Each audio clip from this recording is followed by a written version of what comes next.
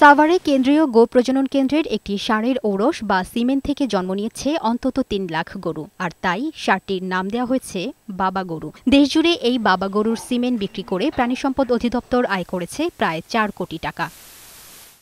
বাবা গরুটির জন্ম ২০১৪ সালের ১৬ ডিসেম্বর। সেই হিসেবে এখন বয়স প্রায় ৯.৫ বছর। ২০১৫ সালের ২৮ ডিসেম্বর থেকে ষাঁড়টি থেকে বীর্য সংগ্রহ করে বিভিন্ন অঞ্চলে সরবরাহ করে আসছে প্রাণিসম্পদ অধিদপ্তর। ইতিমধ্যে বিক্রি হয়েছে অন্তত ৫ লাখ ডোজ, যেখান থেকে ৪ কোটি টাকা জমা হয়েছে সরকারি কোষাগারে।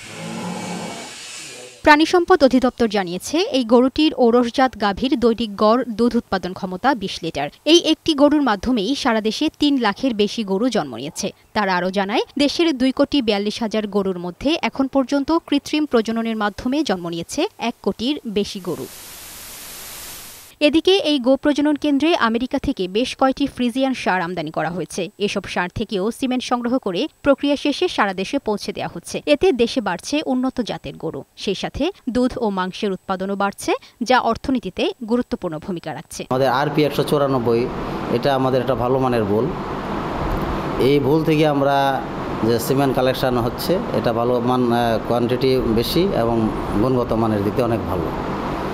এইটা থেকে আমরা সারা দেশেই সিমেন্ট দিচ্ছি এবং এটা চাহিদা আছে ব্যাপক। মানুষের এটা এখন চিনে যে এটা আরপি ১৯৪, এটা সিমেন্ট ভালো এবং বাচ্চা প্রোডাকশনও ভালো, উৎপাদনও এটা ২৫ থেকে ৩০ লিটার সম্পন্ন দুধ সেগুলো হচ্ছে আর কি। বল থেকে যে সিমেন্ট উৎপন্ন হচ্ছে, সেই সিমেন্ট আমরা ব্যবহার করি, আমরা এগিয়ে যাচ্ছি। গরুর মাংস ও দুধের উৎপাদন আরও বাড়াতে সরকারের পাশাপাশি বেসরকারি খাতকেও এগিয়ে আসার পরামর্শ দিচ্ছেন অর্থনীতিবিদরা। এই সিমেন্ট বা উন্নত জাতের গরুর এটা বিস্তারের জন্য প্রথমত কী করতে হবে, যে সরকার যে ডেইরি ফার্ম আছে সেই সুযোগটা আসলে কাজে লাগাতে হবে। এখানে তাদের অনেকেই আছে।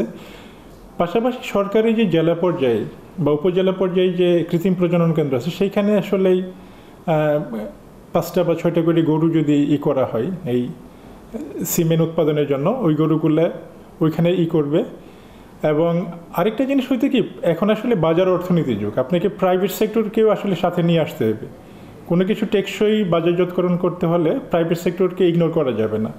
এই জন্য যে প্রাইভেট সেক্টরগুলো খুব ভালো, যে কোম্পানিগুলো খুব ভালো করছে, তাদেরকেও যুক্ত করতে হবে, কিন্তু নজরদারিতে সরকারের নজরদারি থাকতে হবে। বর্তমানে এই কেন্দ্রীয় গো প্রজনন কেন্দ্রে মোট ব্রিডিং ষাঁড় রয়েছে ১৪৩টি, যা থেকে ঔরস বা সিমেন্ট বিক্রি করে বছরে আয় হচ্ছে প্রায় ৩৩,৭৫ লাখ টাকা। ডেস্ক রিপোর্ট, বৈশাখী সংবাদ।